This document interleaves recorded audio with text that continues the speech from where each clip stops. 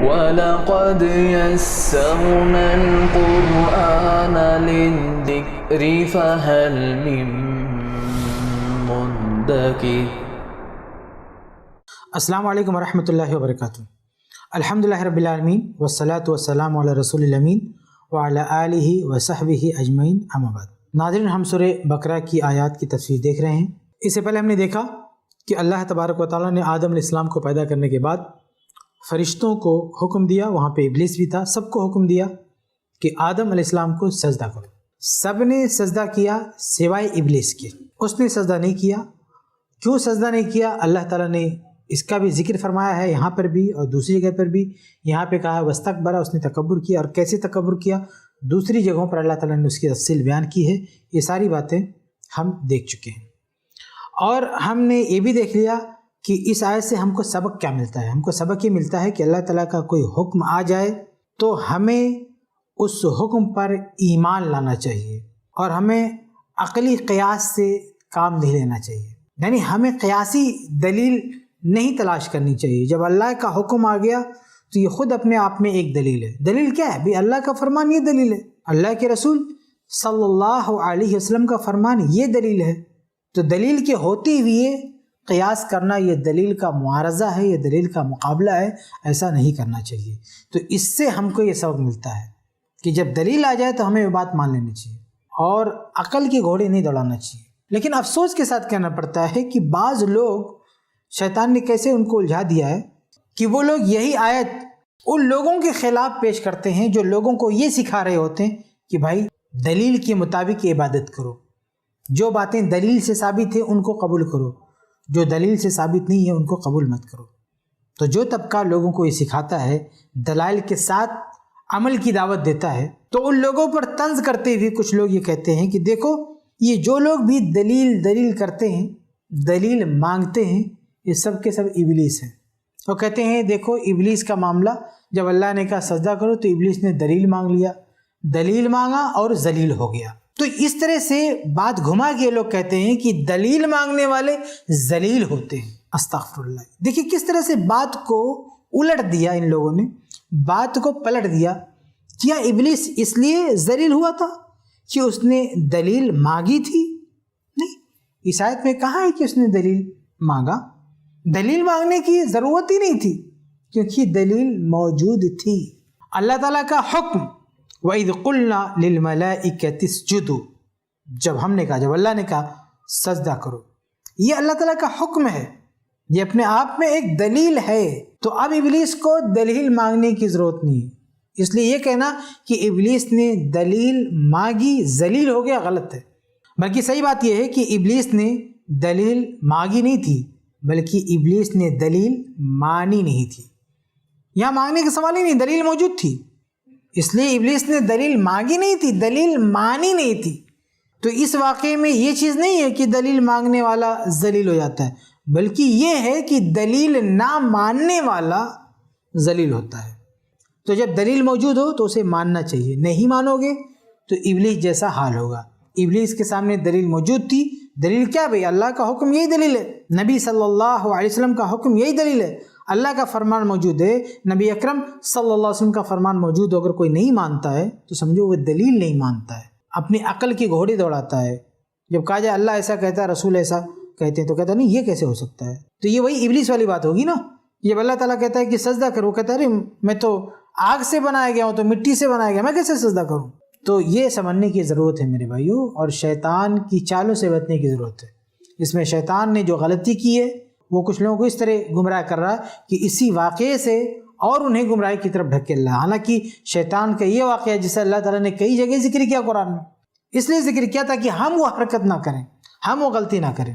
تو خلاصہ یہ کہ آدم علیہ السلام اور ابلیس کا جو یہ واقعہ ہے، اس میں ہمارے لیے ایک بہت بڑا پیغام یہ ہے کہ اللہ اس کے رسول کا حکم آ جائے تو ہمیں آمنا اور صدقنا کہنا چاہیے، اور فوراً اس کو تسلیم کر لینا چاہیے، اس کا معارضہ نہیں کرنا چاہیے، اس کا انکار نہیں کرنا چاہیے، اور قرآن اور حدیث کے مقابل میں، یعنی اللہ اور اس کے رسول صلی اللہ علیہ وسلم کے واضح فرمان کے مقابل میں اپنی عقل نہیں استعمال کرنی چاہیے۔ یہ سبق ہم کو ملتا ہے۔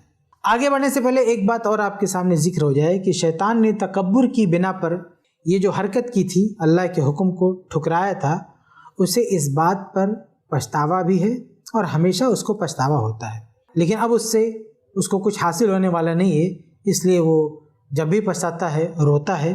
اس تعلق سے ایک حدیث بھی ہے، صحیح مسلم کی حدیث ہے، ابو ہریرہ رضی اللہ عنہ حدیث کے راوی ہیں، کہتے ہیں کہ اللہ کے رسول صلی اللہ علیہ وسلم فرمایا کہ اذا قرأ ابن آدم السجدۃ، کہ جب ابن آدم انسان سجدہ پڑھتا ہے، یعنی قرآن میں جو سجدے والی آیات ہیں ان کی تلاوت کرتا ہے، جیسے سورہ سجدہ ہے، تو وہاں پہ جو سجدے والی آیت ہے اس کی تلاوت کرتا ہے، اعتزل الشیطان یبکی، تو شیطان کنارے جا کے رونے لگتا ہے، یقول، اور کہتا ہے کہ یا ویلی، ہائے میری بربادی، امیرا ابن آدم بالسجود، کہ ابن آدم کو، انسان کو سجدہ کرنے کا حکم ہوا، فسجد، اور اس نے سجدہ کیا، فلہ الجنہ، اور بدلے میں اس کے لیے جنت ہے، وامرت بالسجود، اور مجھے بھی سجدے کا حکم ہوا تھا،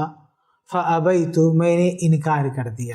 دیکھیں یہاں بھی وہ بات بہت واضح ہے، شیطان خود کہہ رہا ہے کہ امرت، مجھے حکم دیا گیا، یعنی دلیل موجود تھی، فابیت، میں نے اس کا انکار کر دیا۔ شیطان یہ نہیں کہہ رہا کہ میرے سامنے حکم ہی نہیں تھا، میرے سامنے دلیل ہی نہیں تھی، میں نے دلیل مانگا، بلکہ کہہ رہا ہے کہ دلیل تھی، حکم تھا، میں نے اس کا انکار کیا، فابیت، میں نے انکار کیا، فلی النار، تو میرے لیے جہنم ہے۔ تو یہ کہہ کے شیطان روتا ہے، پچھتاتا ہے، لیکن کچھ ہونے والا نہیں ہے، کیونکہ وہ جہنم کا مستحق ہو چکا ہے۔ تو آدم علیہ السلام اور ابلیس کے اس واقعے میں ہمارے لیے جو سبق تھا وہ بھی آپ کے سامنے واضح کر دیا گیا۔ اب ہم آگے بڑھتے ہیں کہ اس کے بعد ہوا کیا۔ دیکھیں اس کے بعد ابلیس کو تو اللہ تعالیٰ نے وہاں سے پھٹکار لگا کے بھگا دیا۔ اب یہاں پہ وہ ذکر نہیں ہے، لیکن دوسری جگہ اللہ تعالیٰ نے باقاعدہ اس کا ذکر کیا ہے، وہ بھی ہم دیکھ لیتے ہیں۔ تو دیکھیں دوسری جگہ سورہ اعراف سورہ 7 آیت 12 میں اللہ فرماتا ہے کہ یہاں پہ ذکر کیا کہ تو نے سجدہ کیوں نہیں کیا، تو وہ کہتا ہے کہ انا خیر منہ، اے اللہ میں اس سے بہتر ہوں آدم سے، خلقتنی من نار، تو نے مجھ کو آگ سے پیدا کیا، وخلقتہ من طین، اور اس کو مٹی سے پیدا کیا۔ قال فاہبط منہا، تو اللہ کہتا ہے کہ یہاں سے اتر جا، یعنی آسمان سے بھگا دیا کہ نکل یہاں سے۔ فما یکون لک ان تتکبر فیہا فاخرج انک من الصاغرین، کہ تو تکبر نہیں کر سکتا، تو یہاں سے نکل اور تو ذلیل ہو کے یہاں سے نکل جا۔ قال انظرنی الی یوم یبعثون، شیطان کہتا ہے کہ اللہ مجھے مہلت دے دے قیامت تک۔ قال انک من المنظرین، تو اللہ کہتا ہے ٹھیک ہے جا، تجھ کو مہلت دی گئی۔ قال فبما اغویتنی لاقعدن لهم صراطک المستقیم، یہ دیکھیے کتنا خطرناک وعدہ کر رہا ہے شیطان، کہتا ہے اللہ تیری طرف سے مجھے جو ملا ہے، جو پھٹکار ملی ہے، میں اس کا بدلہ اس طرح لوں گا کہ تیرے جو بندے ہوں گے، تو جو صراط مستقیم ہے، سیدھا راستہ، تو تیرے بندے اور سیدھے راستے کے بیچ میں آ کے بیٹھ جاؤں گا اور ان کو سیدھے راستے پر آنے نہیں دوں گا میں۔ ثم لآتینہم من بین ایدیہم ومن خلفہم وعن ایمانہم وعن شمائلہم ولا تجد اکثرہم شاکرین، کہتا ہے کہ میں تیرے بندوں کے پاس، انسانوں کے پاس، آدم کے پاس آؤں گا، ان کے سامنے سے، ان کے پیچھے سے، ان کے دائیں سے، ان کے بائیں سے۔ تو کتنا خطرناک وعدہ کر رہا ہے کہ میں ہر طرف سے آؤں گا اور ایسا ایسا کروں گا۔ اللہ کہتا ہے اخرج منہا مذءوما مدحورا، کہا یہاں سے ذلیل و خوار ہو کر نکل جا، لمن تبعک منہم، کہ تو جن لوگوں کی بات کر رہا ہے کہ ان کو تو گمراہ کرے گا، تو جو لوگ تیری اتباع کریں گے، تیری پیروی کریں گے، لأملأن جہنم منکم اجمعین، تو میں جہنم کو تجھ سے اور تیری راہ پہ چلنے والے سارے لوگوں سے بھر دوں گا۔ تو یہ انجام اللہ تعالیٰ نے بیان کیا۔ تو ابلیس نے جب سجدے سے انکار کر دیا تو اس کا انجام یہ ہوا کہ وہ وہاں سے بھگا دیا گیا، فرشتوں کے پاس جو جا کے بیٹھتا تھا وہاں سے اس کو بھگا دیا گیا، اور اللہ تعالیٰ نے باقاعدہ وعدہ کیا کہ قیامت کے دن شیطان اور اس کے پیچھے چلنے والے جتنے انسان ہوں گے سب سے اللہ تعالیٰ نے کہا جہنم بھر دوں گا۔ تو یہ تو اس کا معاملہ ہوا شیطان کا، جس نے سجدے سے انکار کر دیا۔ اب اس واقعے کے بعد آدم علیہ السلام کے ساتھ کیا ہوا وہ دیکھیں۔ آدم علیہ السلام کے بارے میں اللہ تعالیٰ آگے کیا ذکر کرتا ہے۔ اللہ فرماتا ہے وَقُلْنَا يَا آدَمُ اسْكُنْ أَنْتَ وَزَوْجُكَ الْجَنَّةَ، ہم نے کہا کہ اے آدم علیہ السلام آپ وزوجک الجنہ، اور آپ کی بیوی، آپ دونوں جنت میں سکونت اختیار کریں. وَكُلَا مِنْهَا رَغَدًا حَيْثُ شِئْتُمَا، یہاں سے جہاں سے بھی چاہیں کھائیں، یہ کوئی مسئلہ نہیں. اچھا، یہاں پر اللہ تبارک و تعالیٰ نے ذکر کیا آدم علیہ السلام کی بیوی کا. تو آدم علیہ السلام کو جب اللہ تعالیٰ نے پیدا کیا تو آدم علیہ السلام ہی سے حوا علیہ السلام کو بھی پیدا کیا، جو آدم علیہ السلام کے لیے جوڑی تھی. اور بہت ساری روایات میں اللہ کے نبی صلی اللہ علیہ وسلم نے اس کا تذکرہ کیا ہے. جیسے ایک روایت ہے صحیح بخاری کی، ابو ہریرہ رضی اللہ عنہ حدیث کے راوی ہیں، کہتے ہیں کہ اللہ کے نبی صلی اللہ علیہ وسلم فرمایا، من کان یؤمن باللہ والیوم الآخر فلا یؤذی جارہ، جو اللہ پر اور آخرت کے دن پر ایمان رکھتا ہے اسے اپنے پڑوسی کو تکلیف نہیں دینا چاہیے. واستوصوا بالنساء خیرا، اور عورتوں کے ساتھ اچھا سلوک کرو، فإنہن خلقنا من ضلع، کیونکہ وہ پسلی سے پیدا کی گئی ہیں. وإن أعوج شيء في الضلع أعلى، اور پسلی میں بھی جو ٹیڑھی چیز ہوتی ہے، سب سے ٹیڑھی چیز جو ہوتی ہے وہ اس کے اوپر کا حصہ ہوتی ہے. تو بتانا مقصود یہ ہے کہ ایک عورت کی جو پیدائش ہوئی ہے وہ پسلی سے، اور پسلی یعنی آدم علیہ السلام کی پسلی، کیونکہ آدم علیہ السلام ہی سے حوا علیہ السلام کی پیدائش ہوئی ہے. چنانچہ اللہ تعالیٰ نے سورہ نساء آیت 1 میں کہا یا ایھا الناس، یعنی سورہ نساء خواتین کے نام سے جو سورہ ہے اس کی شروعات ہی کہاں سے ہو رہی ہے؟ یا ایھا الناس اتقوا ربکم، کہ اے لوگو اپنے رب کا تقوی اختیار کرو. الذی خلقکم من نفس واحدہ، جس نے تم کو ایک نفس سے پیدا کیا ہے. وخلق منها زوجہا، اور پھر اسی سے اس کا جوڑا بنایا. تو اس آیت سے پتہ چلتا ہے کہ حوا علیہ السلام کی پیدائش بھی آدم علیہ السلام کی پسلی سے ہوئی ہے. تو حدیث میں اللہ کے نبی صلی اللہ علیہ وسلم بیان فرما رہے ہیں کہ فَإِنَّهُنَّ خُلِقْنَ مِنْ ضِلْعٍ، کیونکہ وہ پسلی سے پیدا کی گئی ہیں، اور پسلی میں جو سب سے ٹیڑھا پن ہوتا ہے اس کے اوپری حصے میں ہوتا ہے. فَإِنْ ذَهَبْتَ تُقِيمُهُ كَسَرْتَهُ، اگر تم اسے سیدھا کرنے جاؤ گے تو اسے توڑ بیٹھو گے. وَإِنْ تَرَكْتَهُ لَمْ يَزَلْ عَوَجًا، اگر تم اسے چھوڑ دو گے تو اس میں ٹیڑھا پن باقی رہے گا. فَاسْتَوْصُوا بِالنِّسَاءِ خَيْرًا، اس لیے عورتوں کے اندر اگر کچھ ایسا دکھتا ہے تو ان کو برداشت کرنا چاہیے، کیونکہ پوری طور سے ان کو سیدھا نہیں کیا جا سکتا. تو بہرحال اس حدیث سے یہ پتہ چلا کہ اللہ رب العالمین نے جب آدم علیہ السلام کو پیدا فرمایا تو آدم علیہ السلام کے ساتھ ساتھ اللہ تعالیٰ نے آدم علیہ السلام کا جوڑا بھی بنایا حوا علیہ السلام کو، اور دونوں سے کہا کہ تم دونوں آدم اور حوا علیہ السلام تم دونوں جنت میں داخل ہو جاؤ. تو اللہ فرماتا ہے وَقُلْنَا يَا آدَمُ اسْكُنْ أَنْتَ وَزَوْجُكَ الْجَنَّةَ، اور ہم نے کہا اے آدم آپ اور آپ کی بیوی دونوں جنت میں داخل ہو جائیں. وَكُلَا مِنْهَا رَغَدًا حَيْثُ شِئْتُمَا، جہاں سے چاہیں کھائے پئیں. وَلَا تَقْرَبَا هَذِهِ الشَّجَرَةَ، اب جنت میں ایک درخت تھا، اللہ رب العالمین نے انہیں منع فرما دیا کہ اس درخت کے قریب مت جانا. اللہ تعالیٰ نے یہاں تثنیہ کا صیغہ استعمال کیا ہے، انہیں دونوں کو مخاطب کیا کہ وَلَا تَقْرَبَا هَذِهِ الشَّجَرَةَ فَتَكُونَ مِنَ الظَّالِمِينَ، کہ تم دونوں آدم علیہ السلام اور حوا علیہ السلام تم دونوں اس درخت کے قریب مت آنا ورنہ تم لوگ ظالم شمار ہوگے. آگے ہے فَأَزَلَّهُمَا الشَّيْطَانُ عَنْهَا فَأَخْرَجَهُمَا مِمَّا كَانَا فِيهِ، کہ اللہ تعالیٰ نے تو جنت میں آدم علیہ السلام کو اور ان کی بیوی حوا علیہ السلام کو رہنے کی اجازت دی، انہیں جنت عطا کی اور کہا کھاؤ پیو سب کچھ کرو، بس اس درخت کے قریب مت جانا. لیکن شیطان نے ان دونوں کو بہکا دیا. فَأَزَلَّهُمَا الشَّيْطَانُ عَنْهَا، یہاں غور کرنے کی بات ہے کہ اللہ تعالیٰ تثنیہ کا صیغہ استعمال کر رہا ہے. فَأَزَلَّهُمَا الشَّيْطَانُ عَنْهَا، فَأَزَلَّهُمَا الشَّيْطَانُ عَنْهَا، کہ شیطان نے ان دونوں کو گمراہ کیا. فَأَخْرَجَهُمَا، ان دونوں کو نکال دیا، مِمَّا كَانَ فِيهِ، اللہ کی جس نعمت میں یہ دونوں تھے ان دونوں کو وہاں سے نکال دیا. تو یہاں پہ غور کرنے کی بات ہے کہ اللہ رب العالمین نے جب حکم دیا تھا تو دونوں کو حکم دیا تھا کہ اس جنت میں تم دونوں جہاں چاہو رہو کھاؤ پیو. اور جب شیطان نے بہکایا تو اللہ رب العالمین نے دونوں کو اس کا ذمہ دار بتایا اور کہا شیطان نے دونوں کو بہکایا. اب بعض لوگوں میں مشہور یہ ہے کہ شیطان نے صرف حوا علیہ السلام کو بہکایا اور حوا علیہ السلام ہی وجہ بنی تھی جنت سے نکلنے کی اور شیطان کی بات ماننے کی، جبکہ ایسا بالکل نہیں ہے. اللہ تعالیٰ نے دونوں کی بات کی ہے، بلکہ ایک جگہ تو اللہ رب العالمین نے حوا علیہ السلام کے بجائے صرف اور صرف آدم علیہ السلام کا ذکر کیا کہ ان کو شیطان نے وسوسہ دیا تھا. جیسا کہ سورہ طٰہٰ سورہ 20 آیت 120 میں دیکھیں، اللہ فرماتا ہے فَوَسْوَسَ إِلَيْهِ الشَّيْطَانُ قال یا آدم هل ادلک علی شجرۃ الخلد وملک لا یبلا، کہا کہ فوسوس الیہ الشیطان، شیطان نے آدم علیہ السلام کے دل میں وسوسہ ڈالا. یہاں حوا علیہ السلام کا ذکر ہی نہیں، صرف آدم علیہ السلام کا ذکر کر رہا اللہ تعالیٰ کہ شیطان نے آدم کو وسوسہ دیا اور کہا یا آدم، قال یا آدم، اور کہا اے آدم هل ادلک علی شجرۃ الخلد، کہ کیا ہمیشگی کے درخت کے بارے میں آپ کو بتاؤں، وملک لا یبلا، اور ایسی بادشاہت جو کبھی ختم نہیں ہو سکتی. فاکلا منہا، تو ان دونوں نے اس کو کھا لیا. تو کوئی ایک ذمہ دار نہیں ہے بلکہ دونوں کو شیطان نے بہکایا تھا اور دونوں کے دل میں یہ بات ڈالی کہ یہ درخت کو کھا جانا چاہیے. اور کیسے اس نے دونوں کو بہکایا تھا اس کی تفصیل بھی اللہ تعالیٰ نے جگہ جگہ بیان کی ہے. مثلا ایک جگہ اللہ تبارک و تعالیٰ نے نقل کیا سورہ اعراف میں کہ شیطان ان دونوں سے آگے کہتا ہے ما نہاکما ربکما عن ہذہ الشجرۃ الا ان تکونا ملکین او تکونا من الخالدین. کیا دیکھو اللہ تعالیٰ نے تمہیں یہ درخت کھانے سے اس لیے روکا ہے کہیں تم فرشتے نہ بن جاؤ اور کہیں تم ہمیش کی زندگی نہ یہاں پا جاؤ.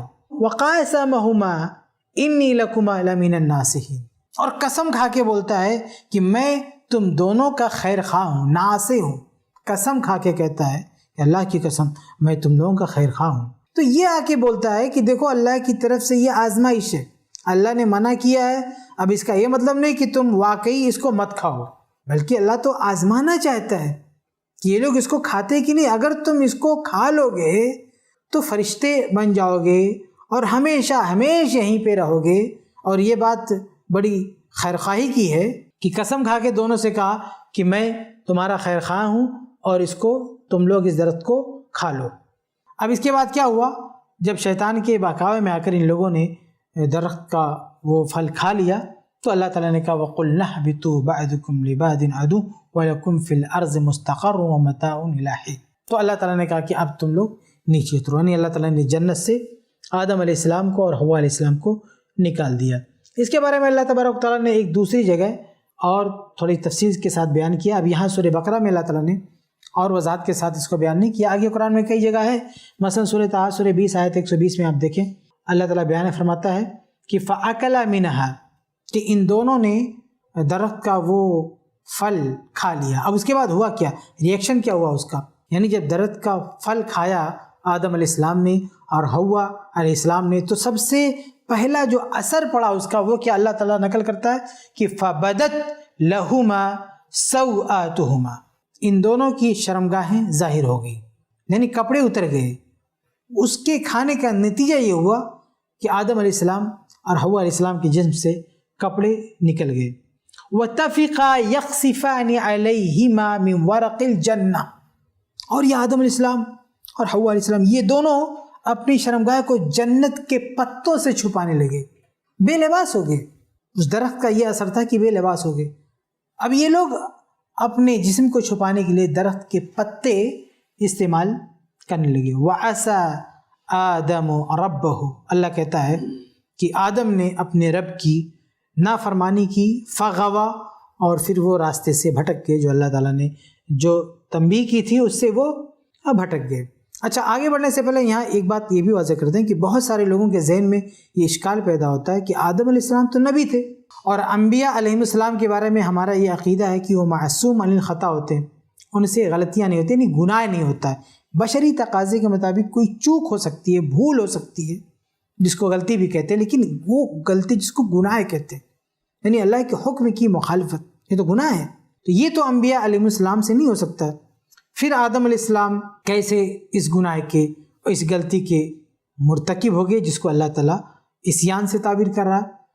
تو اس کا جواب یہ ہے کہ آدم علیہ السلام جب جنت میں تھے تو اس وقت وہ نبی نہیں تھے. یہ جو عقیدہ ہے انبیاء علیہ السلام کے بارے میں کہ انبیاء علیہ السلام سے غلطی نہیں ہو سکتی. جب اللہ تبارک تعالیٰ کسی انسان کو نبی کی شکل میں چن لیتا ہے، نبوت دیتا ہے، اس کے بعد وہ غلطی نہیں کر سکتا، گناہ نہیں کر سکتا. غلطی مطلب بشری تقاضے کے مطابق بھول چک ہو سکتی، لیکن گناہ یعنی اللہ کے حکم کی نافرمانی، اللہ کچھ کہے اور وہ نہ مانے نبی، یہ ممکن نہیں ہے. انبیاء معصوم عن الخطا ہوتے. تو پھر یہ آدم علیہ السلام کا مسئلہ یہ تھا کہ آدم علیہ السلام اس وقت نبی نہیں تھے. آدم علیہ السلام نبی تو تب ہوئے جب اس دھرتی پر اتارے گئے، تو جب دھرتی پر اتارے گئے تو اس کے بعد آدم علیہ السلام سے کوئی خطا نہیں ہوئی ہے، کوئی غلطی نہیں ہوئی، کوئی گناہ نہیں ہوا. اور جب جنت میں پھل کھایا تھا تو اس وقت آدم علیہ السلام نبی نہیں تھے. اس لیے یہ اشکال نہیں پیدا کیا جا سکتا کہ جب انبیاء علیہ السلام معصوم خطا ہوتے ہیں تو پھر آدم علیہ السلام سے یہ غلطی کیسے ہوگی؟ بھائی آدم علیہ السلام سے جب یہ غلطی ہوئی تھی اس وقت وہ نبی نہیں تھے. تو جب نبی نہیں تھے تو غیر نبی سے کچھ بھی ہو سکتا ہے، اس کا معاملہ الگ ہے. لیکن انبیاء علیہ السلام کی عصمت کا معاملہ الگ ہے. جب نبوت مل جاتی ہے تو وہ معاملہ الگ ہوتا ہے. تو اللہ رب العالمین نے یہاں پہ بیان کیا کہ جب انہوں نے درخت کھا لیا تو اس کا انجام یہ ہوا کہ ان کے لباس اتر گئے اور وہ درخت کے پتوں سے اپنے جسم کو چھپانے لگے. اور اللہ رب العالمین نے اس کے بعد یہ حکم جاری کیا کہ اب تم دونوں جنت سے نکل جاؤ. اس کے بعد اللہ تعالیٰ نے ان دونوں کو، آدم علیہ السلام کو اور حوا علیہ السلام کو، جنت سے نکال دیا، دھرتی پر اتارا، اور بعد میں ان دونوں حضرات نے توبہ کی. اللہ تعالیٰ نے توبہ قبول کیا. یہ تفصیلات بھی اللہ تعالیٰ نے قرآن میں جگہ جگہ بیان کی ہیں. یہاں بھی کچھ چیزیں بیان کی ہیں، ہم انشاءاللہ آگے دیکھیں گے. آج کا وقت ختم ہوتا ہے. اللہ تعالیٰ سے دعا ہے کہ اللہ تعالیٰ ہم سب کو کتاب و سنت کے مطابق زندگی گزارنے کی توفیق دے. آمین یا رب العالمین. الحمدللہ، اس سیریز کو بنانے میں خالد العمیری اور ان کی فیملی نے پورا تعاون کیا ہے. ایسے ہی اور ویڈیوز بنانے میں ہماری مدد کریں.